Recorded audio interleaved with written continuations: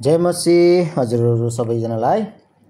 म फेरि पनि हजुरको माझमा सानो ब्लग र त्यही ब्लगमा म चाहिँ परमेश्वरको वचन जोडेर चाहिँ हजुरको अगाडि प्रस्तुत गर्दै छु।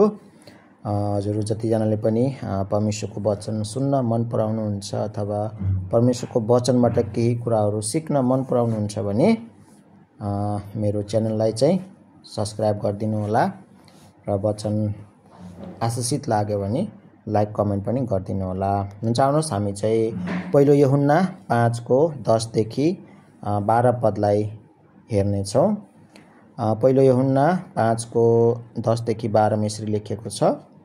जसले परमेश्वरका पुत्रमा विश्वास गर्छ त्यसको हृदयमा यस कुराको गवाही हुन्छ। परमेश्वरमा विश्वास नगर्नेले उहाँलाई झुठा तुल्याएको हुन्छ, किनकि परमेश्वरले आफ्ना पुत्रको विषयमा दिनुभएको गवाहीमा त्यसले विश्वास गरेको हुँदैन। 11 गवाही चाहिँ यही हो कि परमेश्वरले हामीलाई अनन्त जीवन दिनुभयो र यो जीवन उहाँका पुत्रमा छ। जससँग पुत्र हुनुहुन्छ त्यससँग जीवन छ, जससँग परमेश्वरका पुत्र हुनुहुन्न त्यससँग जीवन हुँदैन। आमेन। वचन पढाइ सुनाइमा परमेश्वरको महिमा भएको होस् र हामी प्रत्येक जनालाई आशिष दिनु भएको होस्। जस्तो कि हामीले 10 पदमा हेर्छौं, जसले परमेश्वरका पुत्रमा विश्वास गर्छ त्यसको हृदयमा यस कुराको गवाही हुन्छ भनिएको छ र यसको अर्थ चाहिँ यसरी छ। यहाँ गवाही भन्नाले आत्मिक अनुभव र पवित्र आत्माको साक्षी हो। जब मानिसले येशू ख्रीष्टमा विश्वास गर्छ तब उसको हृदयभित्र पवित्र आत्माले पुष्टि दिन्छ कि ऊ अब परमेश्वरको सन्तान हो। जो मानिस विश्वास गर्दैन ऊ परमेश्वरलाई झुठा ठहराउँछ, किनभने उसले परमेश्वरले आफ्ना पुत्रको बारेमा दिनुभएको सत्यलाई अस्वीकार गर्छ। विश्वास केवल बौद्धिक कुरा होइन, यो हृदयमा बस्ने गवाही हो।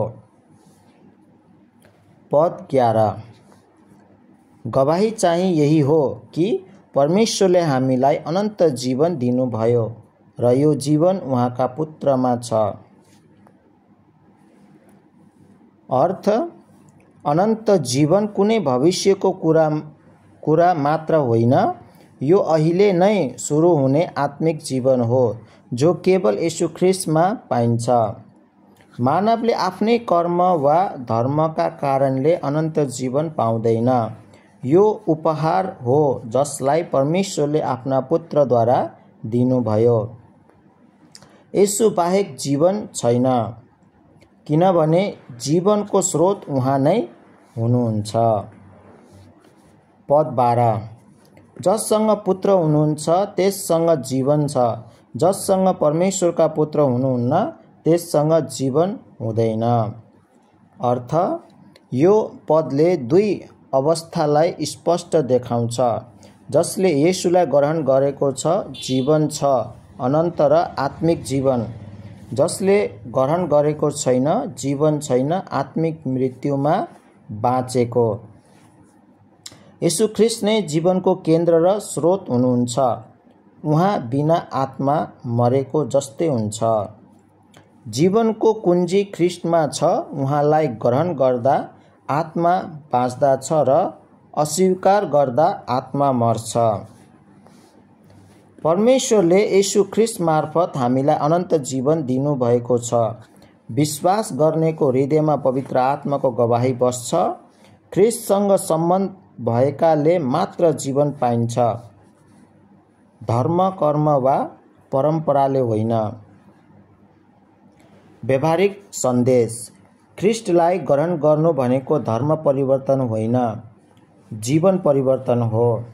जब तिमी येशूलाई विश्वास गर्छौ तब अनन्त जीवन केवल भविष्यमा होइन, अहिले नै तिम्रो हृदयमा सुरु हुन्छ। आमेन।